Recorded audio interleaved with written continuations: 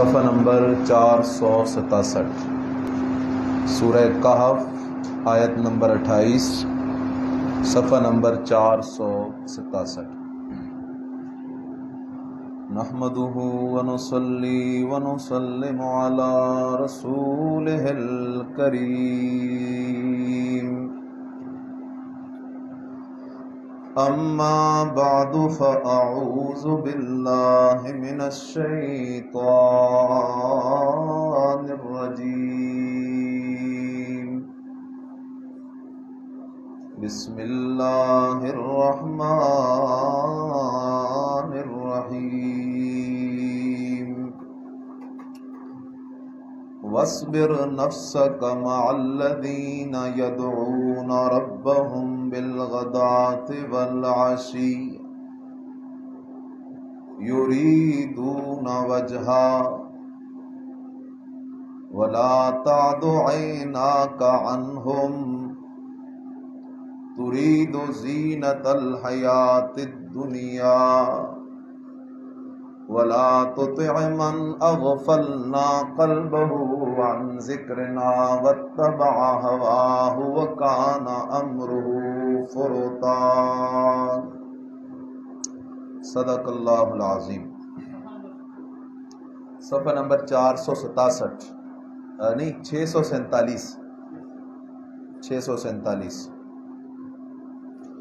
ترجمہ دیکھ لیں۔ وَاصْبِرْ، اے میرے پیغمبر روکے رکھو نفس کا اپنے آپ کو، مع الذین ساتھ ان لوگوں کے، یدعون ربہم جو پکارتے ہیں اپنے رب کو، بالغداۃ والعشی صبح بھی شام بھی، یریدون وجہا چاہتے ہیں اللہ کی رضا، ولا تعد عیناک عنہم نہ پھیر اپنی نگاہوں کو ان سے، ترید زینت الحیات الدنیا اس حال میں کہ آپ چاہیں دنیا کی رونق، ولا تطع من اغفلنا قلبا اور کہا نہ مانو اس کا جس کے دل کو ہم نے غافل کر رکھا ہے، عن ذکرنا اپنے ذکر سے، واتبع ہوا اور پیچھے پڑ گئے اپنی خواہشات کے، وکان امرہ فرطا اور ہے اس کا کام حد سے بڑا ہوا۔ معزز سامعین،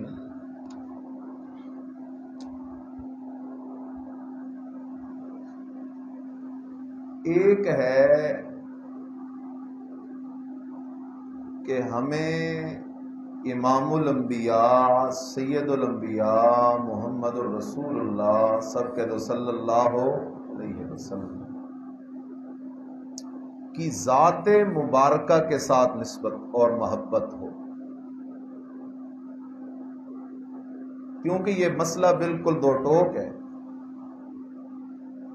آپ علیہ السلام نے فرمایا لا یؤمن احدکم حتی اکون احب الی من والدہ وولدہ والناس اجمعین او کما قال النبی صلی اللہ علیہ وسلم۔ آپ علیہ السلام نے فرمایا تم میں سے کوئی اس وقت تک کامل مومن بن سکتا ہی نہیں جب تک کہ اسے میں محمد صلی اللہ علیہ وسلم کے ساتھ زیادہ محبت نہ ہو اپنی اولاد سے، اپنے والدین سے اور سارے انسانوں سے زیادہ محبت جب تک نبی علیہ السلام کے ساتھ نہیں رہتی نہیں بنتی اس وقت تک بندہ کامل مومن نہیں بنتا۔ اب علماء اس بحث میں پڑ گئے کہ یہاں نبی علیہ السلام کی محبت سے کون سی محبت مراد ہے؟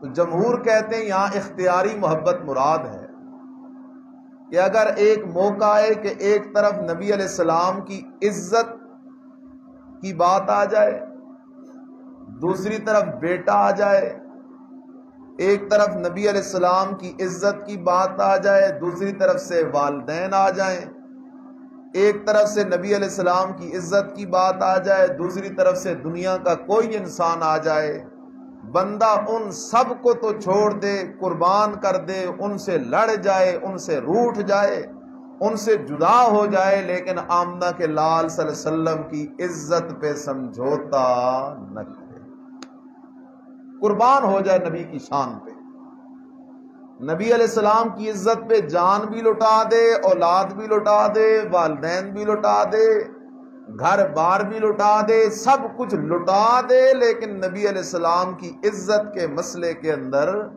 پیچھے نہ ہٹے، سمجھوتا نہ کرے، کمپرومائز نہ کرے۔ سبحان اللہ۔ اور جن لوگوں نے یہ سب کچھ کر کے دکھایا انہیں صحابہ کہتے ہیں۔ انہیں کیا کہتے ہیں؟ صحابہ۔ حضرت ابو بکر صدیق رضی اللہ تعالیٰ عنہ کے پاس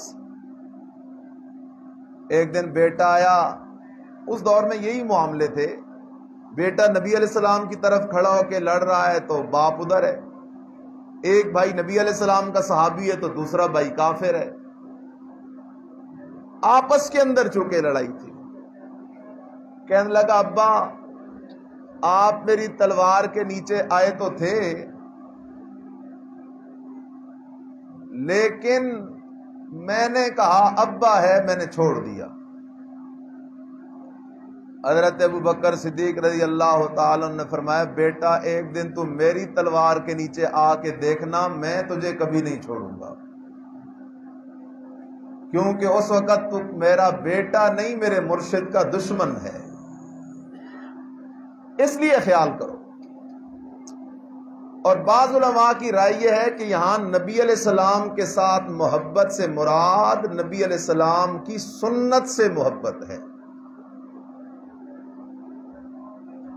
آپ علیہ السلام کی سنت سے محبت، یہ نبی علیہ السلام کے ساتھ محبت ہے۔ تو خیر میں عرض کر رہا ہوں، ایک تو ہے نبی علیہ السلام کی ذات سے محبت، اور دوسری ہے نبی علیہ السلام کی نسبت سے محبت۔ عشق کا تقاضا یہ ہے کہ ہم نبی علیہ السلام کی ذات سے بھی محبت کریں اور نبی علیہ السلام کی نسبت سے بھی محبت کریں۔ آپ علیہ السلام کے ساتھ جس چیز کی نسبت ہو جائے، اس نسبت کی وجہ سے وہ چیز بھی قابل عزت، قابل احترام، قابل عقیدت اور قابل محبت ہو جاتی ہے۔ جیسا کہ مدینے کو کون جانتا تھا؟ مدینے کو یثرب کہا جاتا تھا، بیماریوں کا گھر، لیکن آمنہ کے لال بے مثال صلی اللہ علیہ وسلم نے جب ہجرت کر کے جا کے مدینے میں ڈیرے لگائے تو وہی مدینہ بن گیا اور وہی برکت اور رحمت کا مرکز بن گیا۔ اس لیے خیال کرو نبی علیہ السلام کی نسبت جب ہوئی تو مدینہ الرسول صلی اللہ علیہ وسلم بن گیا، اور وہاں مسجد نبی صلی اللہ علیہ وسلم میں ایک شخص نماز پڑھتا ہے تو ایک نماز ادا کرنے پہ اس شخص کو 50,000 یا 70,000 نمازوں کا ثواب اللہ عطا کر دیتا ہے۔ یہ نبی علیہ السلام کی نسبت ہے۔ اسی طرح احد پہاڑ کو نبی علیہ السلام سے نسبت ہو گئی۔ عرب تو پہاڑوں سے بھرا پڑا ہے، لیکن احد پہاڑ کو نبی علیہ السلام سے جو نسبت ہوئی، اس نسبت کی وجہ سے احد پہاڑ کی شان بھی بلند ہو گئی۔ آپ علیہ السلام ایک دن احد پہاڑ سے گزر رہے تھے، آپ کے ساتھ حضرت ابو بکر صدیق بھی تھے، حضرت فاروق اعظم بھی تھے، حضرت عمر بن خطاب بھی تھے، حضرت عثمان ذو النورین بھی تھے۔ احد پہاڑ نے حرکت شروع کر دی۔ کہنے والے کہتے ہیں زلزلہ آیا تھا، لیکن میرا دل کہتا ہے احد پہاڑ بھی بڑا خوش تھا کہ آج آمنہ کے لال کے قدم مجھ پہ لگ رہے ہیں۔ آپ علیہ السلام نے فرمایا احد ٹھہر جا، فَإِنَّ عَلَيْكَ نَبِيٌّ، تو کیوں پریشان ہے؟ تیرے سینے کے اوپر ایک تو اللہ کا نبی کھڑا ہے، وہ صدیق، ایک صدیق کھڑا ہے، وہ شہیدان، اور دو وہ میرے صحابی کھڑے ہیں جنہوں نے اللہ کے راستے میں شہید ہو جانا ہے، وہ شہیدان۔ احد پہاڑ کو نسبت ہوئی تو اس کی شان بھی بلند ہو گئی۔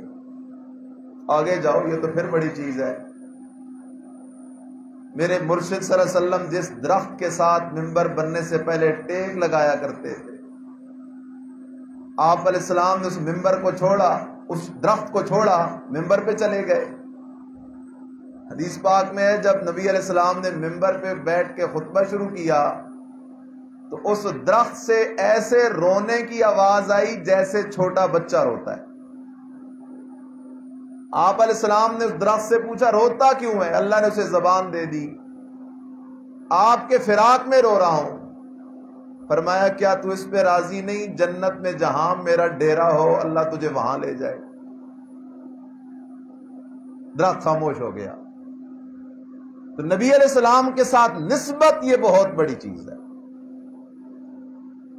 آج مجھے اور آپ کو بھی نبی علیہ السلام سے نسبت ہے۔ الحمدللہ ہم بندے خدا کے ہیں، امتی محمد مصطفیٰ صلی اللہ علیہ وسلم۔ یہ بہت بڑی نسبت ہے۔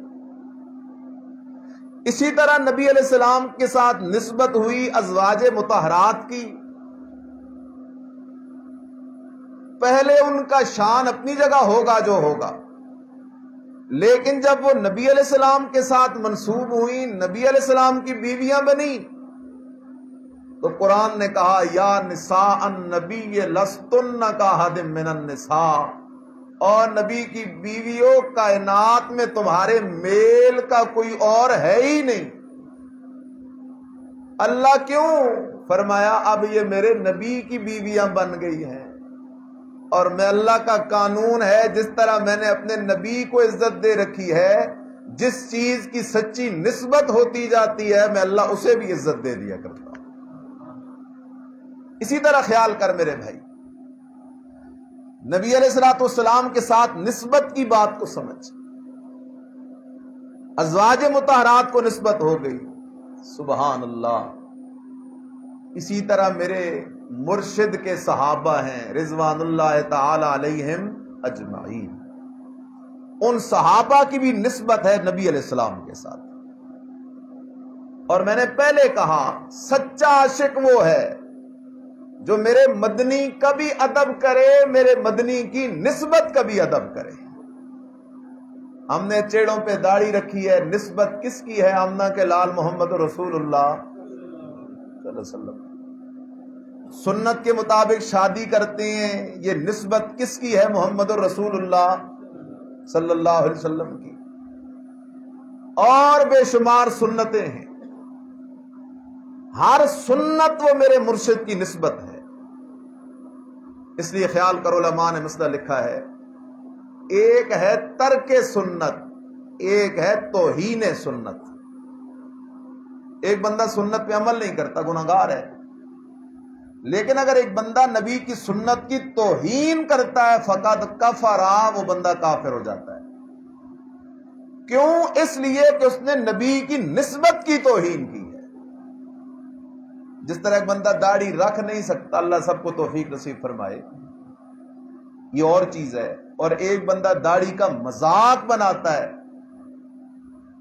اس نے نبی کی نسبت کی توہین کی۔ اسی طرح اور جتنے معاملات ہیں، تو جس طرح ان سب چیزوں کو ایک نسبت حاصل ہے، اسی طرح سب سے بڑھ کے نبی علیہ السلام کے ساتھ نسبت حاصل ہے تو صحابہ کرام رضوان اللہ تعالی علیہم اجمعین کو کیسی نسبت حاصل ہے؟ سبحان اللہ۔ آیت میں غور کرنا ہے آپ نے، عجیب مضمون ہے اس آیت کا۔ قیامت تک آنے والے سارے کے سارے انسانوں کو حکم ہے میرے نبی سے جڑ جاؤ، میرے نبی کی نسبت سے جڑ جاؤ، میرے نبی کی دعوت سے جڑ جاؤ، میرے نبی کی سنت سے جڑ جاؤ، میرے نبی کی دعوت جو قرآن ہے اس کے ساتھ جڑ جاؤ۔ اور جب صحابہ کی باری آئی نا، اللہ نے فرمایا میرے پیغمبر یہ صحابی تو تیرے ہیں، یہ مرید تو تیرے ہیں، شاگرد تو تیرے ہیں، لیکن پیارے میرے ہیں۔ اس لیے میرے نبی وَاصْبِرْ نَفْسَكَ مَعَ الَّذِينَ يَدْعُونَ رَبَّهُمْ بِالْغَدَاةِ وَالْعَشِيِّ، آپ کو بھی اپنے ان صحابہ سے منہ موڑنے کی میں اللہ اجازت نہیں دیتا، آپ کو بھی میں ان سے ہٹنے اور دور ہونے کی اجازت نہیں دیتا۔ فرمایا لا تعدوا عیناک عنہم، میرے نبی ان صحابہ کو دور کرنا، یہ ان سے دور ہونا تو دور کی بات ہے، میرے پیغمبر آپ کو میں اللہ پاک ان سے نگاہیں پھیرنے کی اجازت بھی نہیں دیتا۔ اصل آیت کو سمجھو، یہ ہر نبی کے ساتھ ہوا۔ نبی جب آ کے دعوت کا کام شروع کرتا تھا تو غریب لوگ نبی کے ارد گرد جمع ہو جاتے تھے، یہ قدرت کا ایک نظام ہے۔ دین کو ہمیشہ غرباء نے جلدی قبول کیا ہے، الا ماشاء اللہ عمراء دین کے قریب لگ جاتے ہیں کبھی کبھی، اور جب نبی کے قریب غریب لوگ لگ جاتے تو مالدار آ جاتے، اور وہ آ کر کہتے اچھا یہ جو تیرے پاس غریب غرباء لوگ بیٹھے ہوئے ہیں، جب تک یہ بیٹھے ہوں ہم تیرے پاس نہیں آ سکتے، تو ان کو اٹھا ہم آ جائیں گے۔ آنا انہوں نے خود بھی نہیں ہوتا تھا، یہ ان کی ایک سیاسی چال ہوتی تھی، ان کو بھی بھگا دے گا ہم بھی نہیں آئیں گے۔ اسی طرح نبی علیہ السلام کے پاس بھی سرداران مکہ آئے، انہوں نے کہا آپ ان کو دور کر دیں، ان کو اٹھا دیں اپنے آپ سے، یہ جو غریب غربا آپ کے ارد گرد صحابہ بیٹھے ہیں، لباس پہ 10 ٹاکیاں لگی ہوئی ہیں، سروں کے بال بڑے ہوئے ہیں، پر ہر وقت آپ کے سکھائے ہوئے دین میں لگے رہتے ہیں، دیوانے پروانے ہیں، نہ کھانے کی فکر نہ پینے کی فکر اور نہ اور دنیا کی فکر، صفہ میں پڑے ہوئے ہیں، اور صفہ کے اندر پڑے ہیں، بھوک برداشت پیار برداشت ہے، اور نبی کا دین سیکھ رہے ہیں۔ ایک صحابی کہتا ہے نا، صفہ کے اندر طالب علم بیٹھے تھے صحابہ، عجیب مدرسہ تھا صفہ بھی۔ اب جتنے ساتھی جاتے ہیں تو ریاض الجنہ کے اندر وہ کونے میں ایک جگہ ہے جہاں ایک جنگلہ سا لگا ہوا ہے، وہ ہے صفہ۔ تو مدرسے کے اندر بھوک تھی، کہیں سے حضرت ابو ہریرہ رضی اللہ تعالیٰ عنہ غالباً وہ فرماتے ہیں کہ کہیں سے ایک پیالہ دودھ کا مل گیا، نبی علیہ السلام کو پیش کیا گیا، میں نے لا کے دیا، میں نے کہا نبی علیہ السلام شاید مجھے کہیں گے پہلے تو پی جا۔ آپ علیہ السلام نے فرمایا بیٹھ جا، دائیں طرف سے دودھ دینا شروع کیا، ایک کو کہا تو پی، اس کو پلا۔ حضرت ابو ہریرہ رضی اللہ تعالیٰ عنہ غالباً میں نے ایک کو پیالہ دیا، پریشان ہوتے ہوتے یہ تو پی جائے گا میرے لیے نہیں رہے گا، اور میں اسے ایڑیاں اٹھا کے دیکھتا بھی صحیح ختم نہ کر جائے۔ نبی علیہ السلام نے فرمایا سب کو پلا، سب نے سیر ہو کے دودھ پی لیا، لیکن وہ دودھ ختم نہیں ہوا، اس لیے کہ اس دودھ میں برکت کس نے ڈال دی تھی؟ اللہ نے۔ تو خیال کیجئے گا، وہ کہنے لگے ان غرباء فقراء کو ہٹا دے، ہم تیرے پاس آ جائیں گے۔ اللہ نے اعلان کیا، اب قرآن کی آیت کو دیکھو، بسم اللہ الرحمن الرحیم، وَاصْبِرْ نَفْسَكَ، اے میرے پیغمبر، اللہ کہہ رہا ہے اے میرے لاڈلے پیغمبر، وَاصْبِرْ نَفْسَكَ، روک کے رکھ اپنے آپ کو۔ کس کے ساتھ روک کے رکھوں؟ فرمایا مَعَ الَّذِينَ يَدْعُونَ رَبَّهُمْ، اے میرے پیغمبر روک کے رکھ اپنے آپ کو، جوڑ کے رکھ اپنے آپ کو، سبحان اللہ، ان لوگوں کے ساتھ یدعون ربہم بالغداۃ والعشی، جو پکارتے رہتے ہیں اپنے رب کو بالغداۃ والعشی، صبح بھی شام بھی۔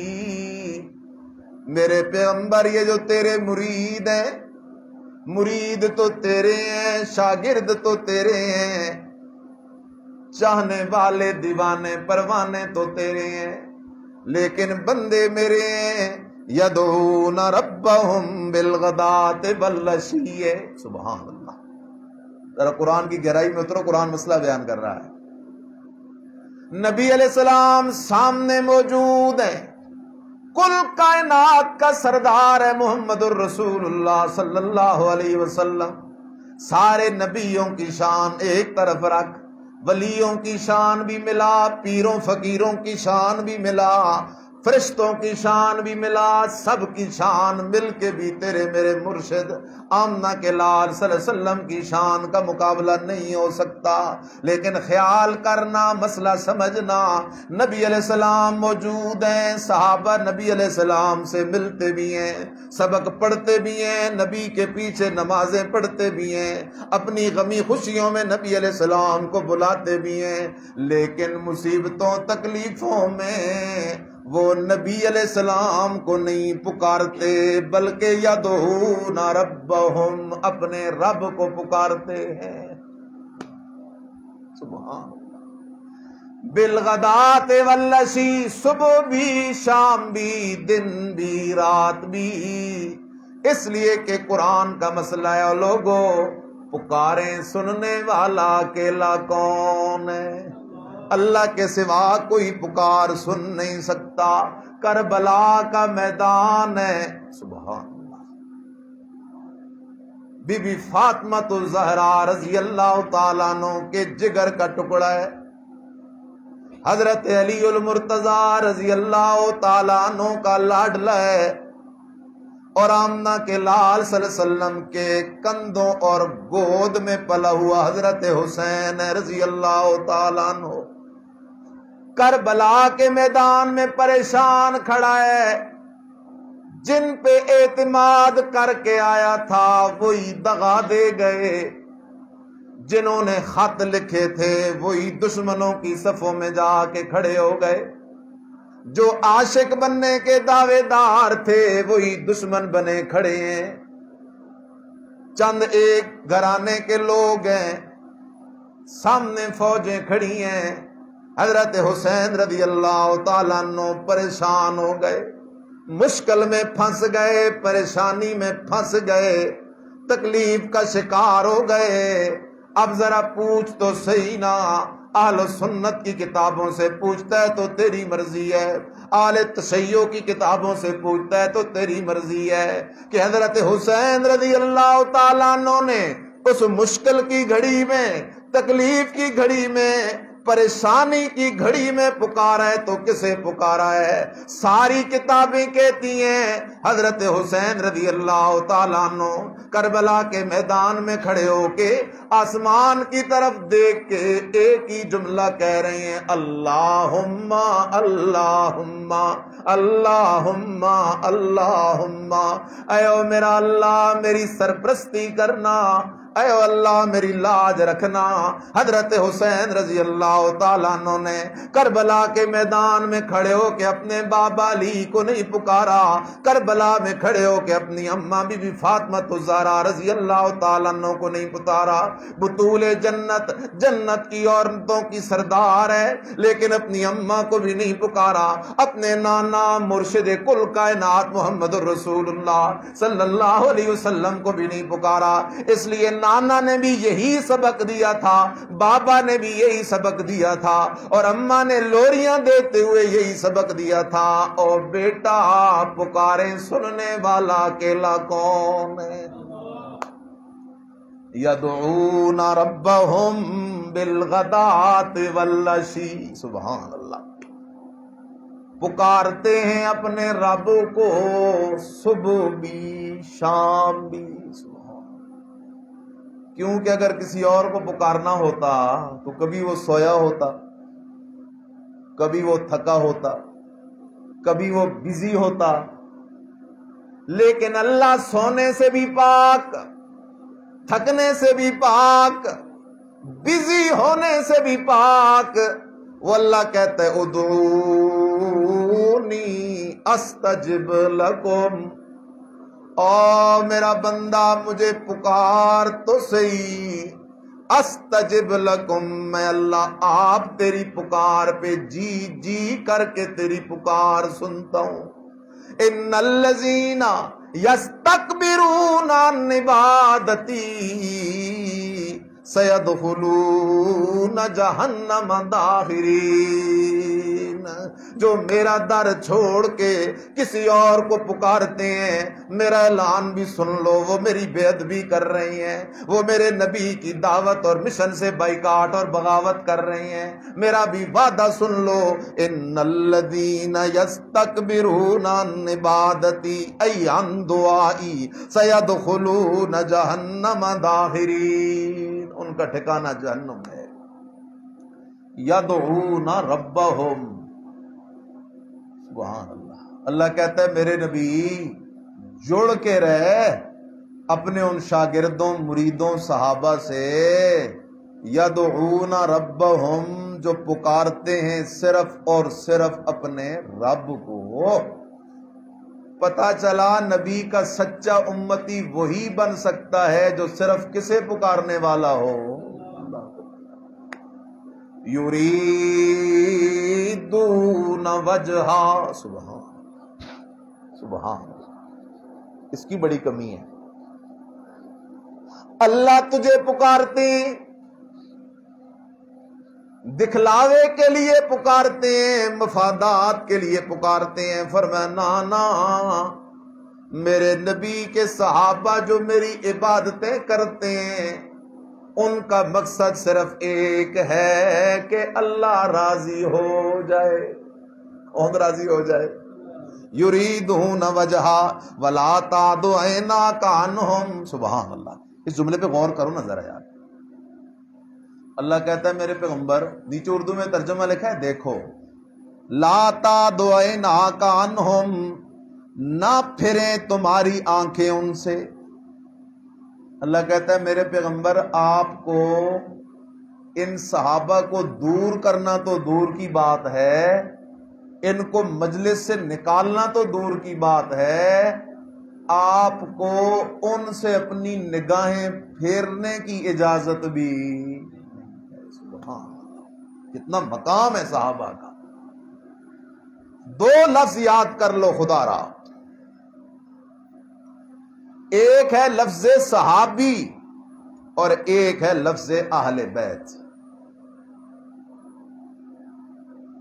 بڑی واضح بات ہے، میں دو ٹوک بات کرنے لگا ہوں۔ جس طرح اللہ کی توحید ایمان کا مسئلہ ہے،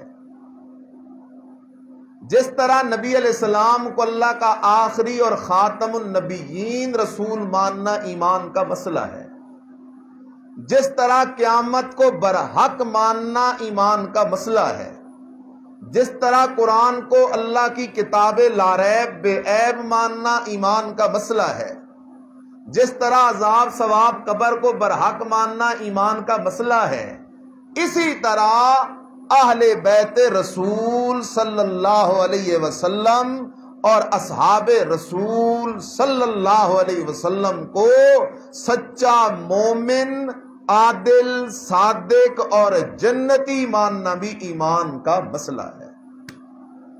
ہاں، چونکہ قرآن کا مسئلہ ہے، لہذا خیال کرنا۔ اب ان دونوں کی تعریف سمجھ، صحابی کون ہے، اہل بیت رسول کون ہے صلی اللہ علیہ وسلم۔ صحابی کسے کہتے ہیں؟ سبحان اللہ، ہر وہ شخص جس نے ایمان کی حالت میں نبی علیہ السلام کی صحبت پائی اور پھر ایمان پہ فوت ہو گیا، ایسا شخص صحابی کہلاتا ہے۔ اس جملے کو دل میں جگہ دو، صحابی کی عزت اصل میں اللہ کے نبی کی عزت ہے، کیونکہ صحابی کو شان ملی نبی کی صحبت کی وجہ سے، نبی کی مجلس کی وجہ سے۔ اللہ کہتا ہے لوگوں میرے نبی کا شان اتنا عجیب، غریب اور اعلیٰ اور بالا ہے، میرے نبی کی مجلس میں جو ایمان کے ساتھ بیٹھ جائے میں اللہ اس پہ بھی جہنم حرام کر دیا کرتا ہوں۔ اس لیے صحابی کی عزت اصل نبی کی عزت ہے. جس طرح شاگرد کی عزت استاد کی عزت ہے، مرید کی عزت پیر کی عزت ہے، بیٹے کی عزت والدین کی عزت ہے، اسی طرح صحابی کی عزت اللہ کے نبی کی عزت ہے. اہل بیت رسول سے کیا مطلب؟ اس بات کو خصوصاً آپ نے سمجھنا ہے، میں حوالے ذکر کروں گا. اہل بیت یہ عربی کا لفظ ہے اور اس کا ہماری بولی میں معنی ہے گھر والے. اہل بیت گھر والے، اور اہل بیت رسول کا معنی ہے رسول اکرم محمد الرسول اللہ صلی اللہ علیہ وسلم کے گھر والے. اب یہ اہل بیت ہیں کون؟ اہل بیت رسول سے مراد کون ہے؟ شریعت بھی اور عرف بھی یہ بتاتی ہے کہ سب سے پہلے نمبر پہ کسی کی اہل بیت اس کی بیوی ہوتی ہے. سب سے پہلے نمبر پہ. مثال کے طور پہ میں کہتا ہوں، مجھے شاہد صاحب فون کرتے ہیں کہاں ہیں، میں کہتا ہوں جی میں گھر والوں کو اسپتال لے کے آیا ہوں، میں اپنے گھر والوں کو اسپتال لے کے آیا ہوں. تو اس کا یہ مطلب تو نہیں ہے میں بیٹی کو لے کے آیا ہوں، اس کا یہ مطلب تو نہیں ہے میں داماد کو لے کے آیا ہوں.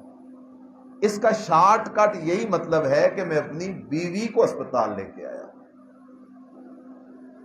لہذا عرف کہتا ہے کہ اہل بیت رسول صلی اللہ علیہ وسلم کا سب سے پہلا مصداق یا اہل بیت رسول صلی اللہ علیہ وسلم ہونے میں سب سے پہلا نمبر وہ آپ کی اور میری ماؤں اور امہات المومنین اور ازواج رسول صلی اللہ علیہ وسلم کا ہے. سب سے پہلے نمبر پہ اہل بیت میرے نبی کی بیویاں ہیں. اور قرآن کے حوالے دیکھتے ہیں. آپ ذرا آ جائیں 22ویں پارے کی ابتدا میں. سبحان اللہ. بسم اللہ الرحمن الرحیم. آیت نمبر 33 صفحہ نمبر 911. وَقَرْنَ فِي بُيُوتِكُنَّ وَلَا تَبَرَّجْنَ تَبَرُّجَ الْجَاهِلِيَّةِ الْأُولَى. سبحان اللہ. اس سے پچھلی آیت پہ آ جاؤ، 2 نمبر لائن. یا نساء النبی، یا نساء النبی، او نبی کی بیویوں، لستن کاحد من النساء، نہیں ہو تم کسی ایک عورت کی طرح، تم عام عورتوں کی طرح نہیں، بلکہ تمہارا شان تو بہت بلند ہے کیونکہ تم میرے نبی کی بیویوں. ان اتقیتن، اگر تم صحیح معنوں میں تقوی اختیار کرنا چاہتی ہو، آؤ میں اللہ تمہیں کچھ قانون بتانے لگا ہوں. نمبر 1، فلا تخضعن بالقول، پس نہ نرمی اختیار کرو گفتگو میں. اللہ نے قانون سکھایا. سبحان اللہ. اللہ کہتا ہے میرے نبی کی بیویوں، اگر تمہیں مجبوراً کسی اجنبی نامحرم سے بات کرنی پڑ بھی جائے نا، تو بات کرنے میں مٹھاس اور نرمی نہ رکھا کرو. تم تو ہو میرے نبی کی بیویاں، پاک صاف ہو، لیکن سننے والے کے دل میں شیطان وسوسہ ڈال دے گا اور وہ کوئی غلط امیدیں لگا بیٹھے گا. اللہ بات نبی کی بیویوں سے کر رہا ہے اور قیامت تک آنے والی ماؤں، بہنوں، بیٹیوں کو سکھا رہا ہے. اجنبی سے اگر مجبوراً بات کرنی پڑی جائے تو میٹھے لہجے میں بات نہیں کرنی، نرم لہجے میں بات نہیں کرنی، خشک اور ترش لہجے میں بات کرنی ہے، لیکن بات اچھی کرنی ہے، غلط بات نہیں کرنی، لیکن خشک اور ترش لہجے میں. فرمایا فلا تحزان لہو بالقول، پس نہ نرمی اختیار کرو گفتگو میں. ہوگا کیا؟ فیطمع الذی فی قلبہ مرض، امید لگا لے گا وہ بندہ جس کے دل میں کھوٹ ہے. وَقُلْنَ قَوْلًا مَّعْرُوفًا، اور بات کرو اچھی. ایک حکم. دوسرا وَقَرْنَ فِي بُيُوتِكُنَّ، اور نبی کی بیویوں ٹک کے بیٹھ جاؤ اپنے گھروں میں، ٹک کے بیٹھ جاؤ اپنے گھروں میں، یہ قرآن کا حکم ہے۔ عورت کو قرآن کا حکم ہے گھر میں ٹک کے بیٹھ جا۔ یہ عورت گھر کی ملکہ ہے، گھر کی شہزادی ہے، باہر کی ساری ذمہ داریاں اللہ نے مرد پہ ڈالی ہوئی ہیں۔ لیکن افسوس آج مغرب نے آ کر پراپیگنڈا کیا اور اس نے کہا عورت کو جی پیچھے نہ چھوڑو، ہر میدان میں ساتھ کھڑا کرو۔ اس دن کسی نے مجھے ایک تصویر بھیجی، بڑی مزے کی تھی۔ سیلاب آیا ہے مختلف شہروں میں، اللہ حفاظت فرمائے، جو لوگ پریشان حال ہیں اللہ ان کی پریشانیاں دور فرمائے۔ پانی چڑھا ہوا ہے یہاں تک، اور ایک نوجوان ایک ٹیوب کے اوپر 4-5 ماؤں بہنوں کو بٹھا کے خود اتنا پانی میں کھڑا ہے، اور کھڑا ہو کے پاؤں کو دھکے دے دے کے ان کو پانی سے نکال رہا ہے۔ تو اس لکھنے والے نے لکھا کہاں ہیں وہ لوگ جو کہتے ہیں کہ عورت کو مرد کے ساتھ زندگی دوڑ میں برابر دوڑنا چاہیے۔ اللہ نے جو مقام عورت کو دیا ہے اللہ نے دے دیا ہے۔ جب تک یہ اپنے گھر میں رہتی ہے اللہ کی رحمتیں اس پہ آتی رہتی ہیں، جب یہ گھر کی دہلیز چھوڑ کے گلی گلی کے چکر کاٹتی ہے پھر اللہ کی طرف سے لعنتیں برستی ہیں۔ اور جو مرد کنٹرول نہیں کرتا اس سے بھی اللہ ناراض ہوتا ہے۔ فرمایا کرنا فی بیوتکن، ٹک کے بیٹھ جاؤ اپنے گھروں میں، ولا تبرجن تبرج الجاہلیت الاولی، اور دور جاہلیت کے سنگھار نہ کرو، واقمنا الصلاۃ، نماز قائم کرو، زکوٰۃ دو، اطیعن اللہ ورسولہ، اطاعت کرو اللہ اور اللہ کے رسول کی۔ اب خیال کرو بات ہو رہی ہے نبی علیہ السلام کی بیویوں کی، کس کی بات ہو رہی ہے؟ نبی علیہ السلام کی، یا نساء نبی، اے نبی کی بیویوں۔ اب اللہ نے آگے اعلان کیا انما یرید اللہ، سو اللہ ارادہ کرتا ہے لیذہب عنکم الرجس، کہ دور کر دے تم سے آلودگی، اہل البیت، اے میرے نبی کی اہل بیت۔ قرآن کیا بتا رہا ہے؟ نبی علیہ السلام کی اہل بیت وہ نبی علیہ السلام کی بیویاں اور ہماری مائیں ہیں، یہ قرآن کا انداز ہے۔ آگے جاؤ تو آگے بھی نبی علیہ السلام کی بیویوں کی بات ہے، پیچھے آؤ تو پیچھے بھی ازواج مطہرات کی بات ہے، درمیان میں قرآن کہتا ہے اہل البیت اور نبی کی بیویوں۔ پھر دوسرا مقام دیکھ لے میرے بھائی، اللہ اکبر، امت قرآن کے قریب آ جائے مسئلے سارے حل ہیں۔ سورہ طٰہٰ آیت نمبر 10 میں نکالتا ہوں، آگے ہے صفحہ نمبر آپ نکال لیں 680 کی آخری لائن۔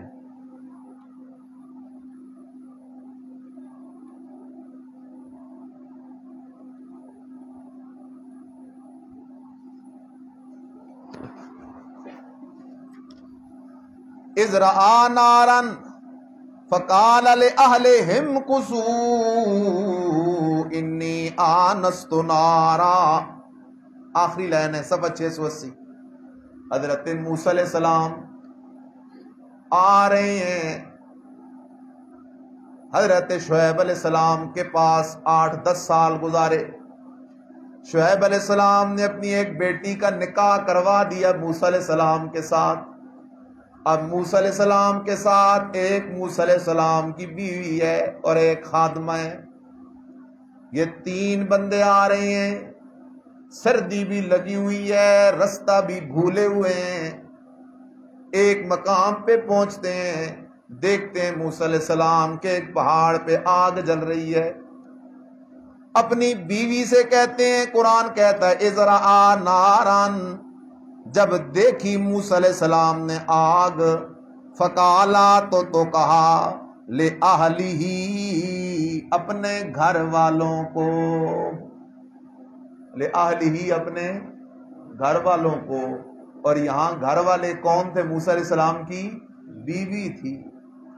اپنی بیوی سے کہا ٹھہر جاؤ، انی آنست نارا، مجھے آگ نظر آ رہی ہے، لعلی آتیکم منہا بقبس، میں وہاں سے کوئی انگارہ لے آؤں گا، تم گرمی حاصل کرو، او اجد علی النار ہدا، یا آگ پر کوئی بندے ہوں گے اور میں ان سے رستہ پوچھ لوں گا کہ مصر کی طرف کون سا رستہ جاتا ہے۔ اللہ کا نبی حضرت موسیٰ علیہ السلام میں رستہ بھول گیا، اور جو رستہ بھول جائے وہ غیب دان نہیں ہوتا۔ نمبر 2، سمجھ رہے تھے کہ آگ ہے پہاڑ پر، لیکن اوپر گئے تو وہ آگ نہیں تھی، اللہ کی تجلی تھی۔ اللہ نے کہا موسیٰ اخلانا علیک، جوتے اتار ذرا اندر آ تو صحیح نا۔ ادھر دیکھا تو درخت ہے، درخت کے اوپر آگ بھی نظر آ رہی ہے، لیکن درخت بھی سرسبز و شاداب ہے، اس لیے کہ اللہ کی تجلی تھی، آگ نہیں تھی۔ اس لیے قرآن بتا رہا ہے کہ حضرت موسیٰ علیہ السلام کی اہل بیت موسیٰ علیہ السلام کی بیوی ہے۔ آؤ سورہ ہود پہ ایک اور آیت دیکھ لو عنوان پہ، پھر میں 2 باتیں کرتا ہوں، پھر اس موضوع کو ختم کرتے ہیں۔ سورہ ہود ہے تذکرہ اللہ کے پیغمبر حضرت ابراہیم علیہ السلام کا۔ سبحان اللہ، اللہ کا بڑا لاڈلا پیغمبر ہے، بڑا عجیب و غریب قربانیوں والا پیغمبر ہے، اللہ کا بڑا پیارا پیغمبر ہے حضرت ابراہیم علیہ السلام۔ حضرت ابراہیم علیہ السلام بیٹھے ہیں اپنے کمرے میں، اپنی خانقاہ میں بیٹھے ہیں، اتنے میں مہمان آ گئے حضرت ابراہیم علیہ السلام کے پاس۔ یہ نکالیں ذرا صفحہ نمبر 506، صفحہ نمبر 506۔ حضرت ابراہیم علیہ السلام کے پاس مہمان آ گئے، مہمانوں نے آ کے سلام کیا، ابراہیم علیہ السلام نے سلام کا جواب دیا۔ ابراہیم علیہ السلام بھاگ کے گھر چلے گئے، چلو کھانا لے آؤں۔ فوراً کھانا تیار کروایا، کھانا تیار کروا کے آ کے مہمانوں کے سامنے رکھ دیا، لیکن دیکھا مہمان عجیب ہیں، ہاتھ کھینچ کے بیٹھ گئے، کھانے کو ہاتھ ہی نہیں لگا رہے۔ ابراہیم علیہ السلام پریشان ہوئے کہ یہ کھانا بھی نہیں کھا رہے، لگتا ہے ان کی نیت اچھی نہیں ہے، کیونکہ اس دور میں اگر کسی کو تکلیف دینی ہو تو لوگ اس کے گھر کا نمک نہیں کھاتے تھے، کہتے تھے یہ تو نمک حرامی ہے، کسی کے گھر سے کھاؤ پھر اسی کو تکلیف دو۔ ابراہیم علیہ السلام پریشان ہو گئے۔ اب اس واقعے کو پڑھو، پتہ چل جائے گا کہ اہل بیت کون ہوتے ہیں۔ وَلَقَدْ جَاءَتْ رُسُلُنَا إِبْرَاهِيمَ بِالْبُشْرَى، البتہ تحقیق آئے فرشتے ہمارے ابراہیم کے پاس خوشخبری لے کر۔ قَالُوا سَلَامًا، وہ بولے سلاما، اے ابراہیم تجھ پہ سلام ہو۔ قَالَ سَلَامٌ، ابراہیم علیہ السلام نے فرمایا سلام علیکم، تم پہ سلام ہو۔ سلام دعا ہو گئی۔ اب ابراہیم علیہ السلام جلدی اٹھے، گھر چلے گئے، بیگم صاحبہ سے کہا کچھ کھانا تیار کرو، مہمان ہیں، اور فوراً گوشت تیار کر کے بھون کے لا کے مہمانوں کے سامنے رکھ دیا۔ فما لبسا، پس دیر نہ کی، ان جاء بعجل حنیذ، کہ ایک بچڑا بھنا ہوا لے آئے، بچڑا بھون کے حضرت ابراہیم علیہ السلام لے آئے۔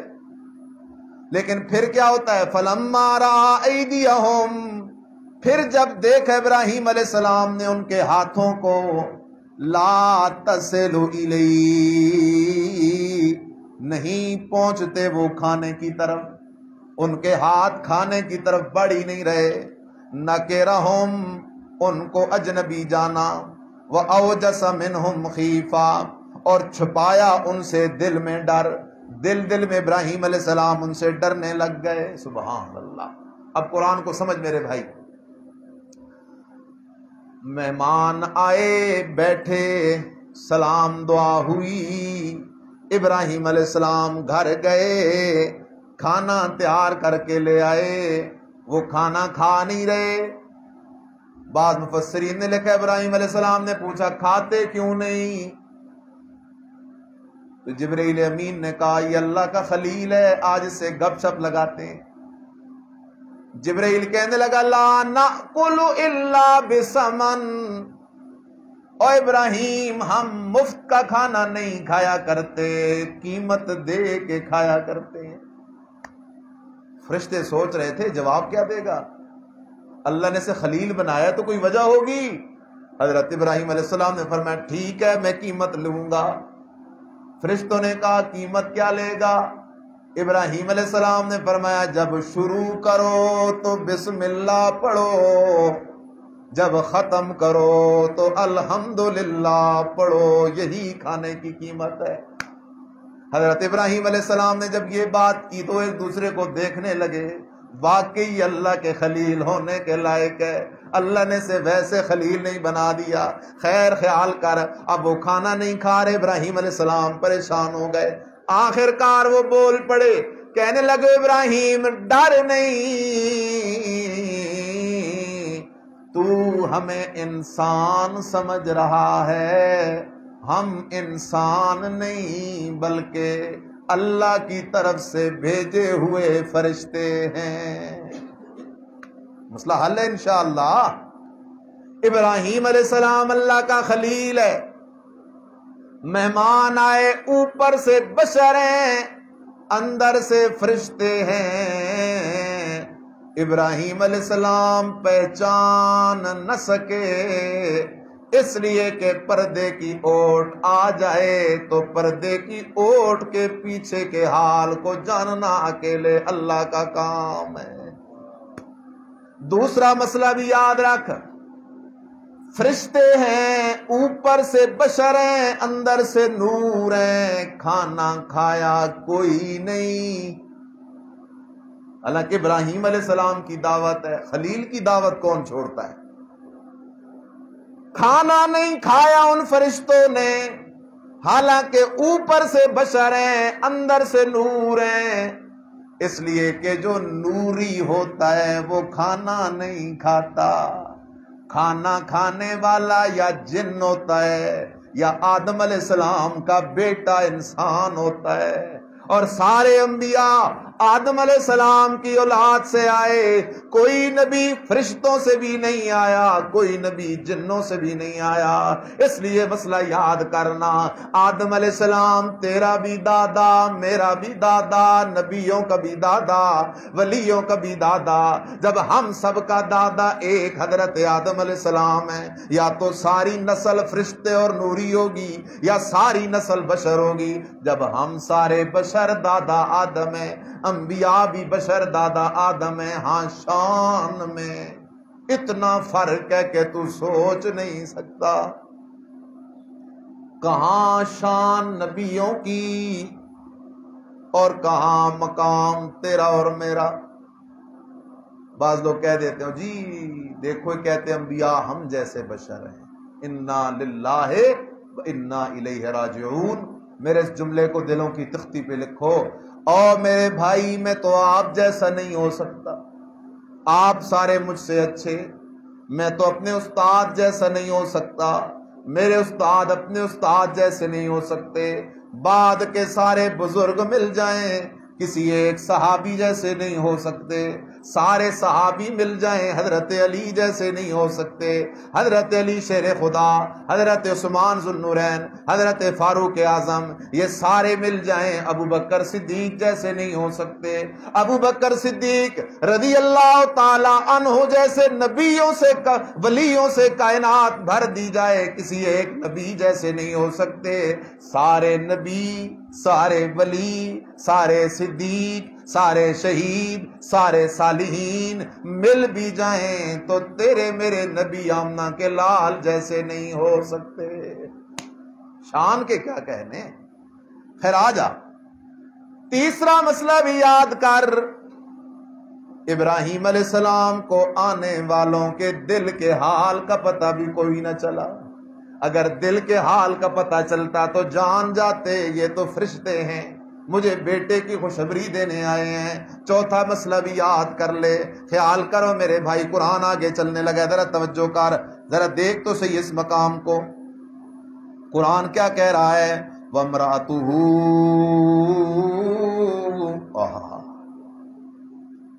ابراہیم علیہ السلام ذرا ڈر گئے نا، تو اس وقت بنگلے تو ہوتے نہیں تھے، چھوٹا سا گھر تھا ابراہیم علیہ السلام کا، ایک طرف ابراہیم علیہ السلام پردہ کر کے مہمانوں کے پاس بیٹھے ہیں، پردے کے پیچھے ابراہیم علیہ السلام کی گھر والی ہے، وہ بھی پریشان ہو گئی۔ جب انہوں نے کہا نا کہ اللہ تجھے بیٹا دینا چاہتا ہے، لمبا واقعہ، ابراہیم علیہ السلام نے کہا میں بوڑھا، میری بیوی بوڑھی، کیسے ہوگا؟ فرشتے نے کہا کذالک، ایسے ہی ہوگا، جب وہ دینے پہ آتا ہے تو آدم کو بغیر ماں باپ کے پیدا کرتا ہے، جب وہ دینے پہ آتا ہے تو عیسیٰ علیہ السلام کو بغیر باپ کے پیدا کرتا ہے، اس کے لیے کیا مشکل ہے بڑھاپے کے اندر اولاد دے دے، ایسے ہی ہوگا۔ تو اماں صاحبہ پردے کے پیچھے مسکرانے لگیں۔ اب وہاں ابراہیم علیہ السلام اور ابراہیم علیہ السلام کی بیوی ہیں اور کوئی نہیں۔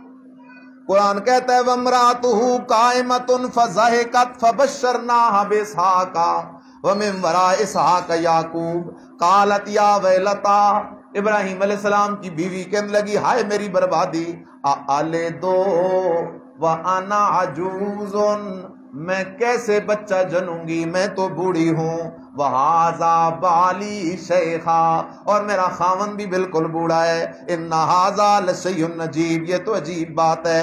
قَالُوا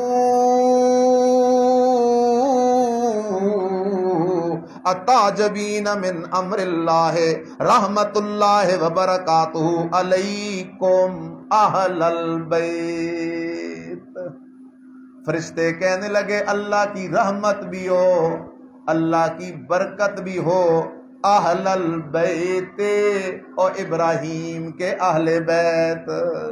اب وہاں ابراہیم علیہ السلام کی بیوی تھی، قرآن نے سمجھا دیا کہ سب سے پہلے نمبر پہ اہل بیت کسی کی بیوی ہوتی ہے، اس لیے قرآن کا مسئلہ سننا، نبی علیہ السلام کی سب سے پہلے نمبر پہ اہل بیت وہ نبی علیہ السلام کی بیویاں ہیں اور ہماری مائیں ہیں، سب سے پہلے نمبر پہ اہل بیت ہیں۔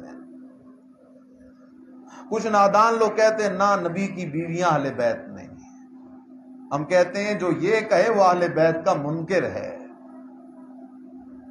باقی اہل بیت رسول میں نبی علیہ السلام کی بیٹیاں داخل ہوں تو ہم اور اللہ سے کیا مانگیں؟ میرے نبی کی بیٹیاں بھی اہل بیت، لیکن نبی کی بیٹی ایک نہیں، نبی کی بیٹیاں 4 ہیں۔ نبی علیہ السلام کے داماد بھی اہل بیت ہوں تو ہم اور اللہ سے مانگیں کیا؟ لیکن حضرت علی المرتضی رضی اللہ تعالی عنہ بھی میرے مرشد کے داماد ہیں، لیکن حضرت عثمان تو میرے نبی کے دوہرے داماد ہیں، وہ بھی میرے نبی کے اہل بیت میں داخل ہیں۔ پھر میرے نبی کے سارے نواسے نواسیاں اہل بیت رسول میں داخل ہیں، لیکن خیال کرو جس طرح اہل بیت رسول سے محبت ایمان کے لیے شرط ہے، اسی طرح صحاب رسول سے محبت بھی ایمان کے لیے شرط ہے۔ نبی کے سارے صحابہ وہ بھی ہمارے ایمان کا حصہ ہیں، اہل بیت رسول بھی ہمارے ایمان کا حصہ ہے۔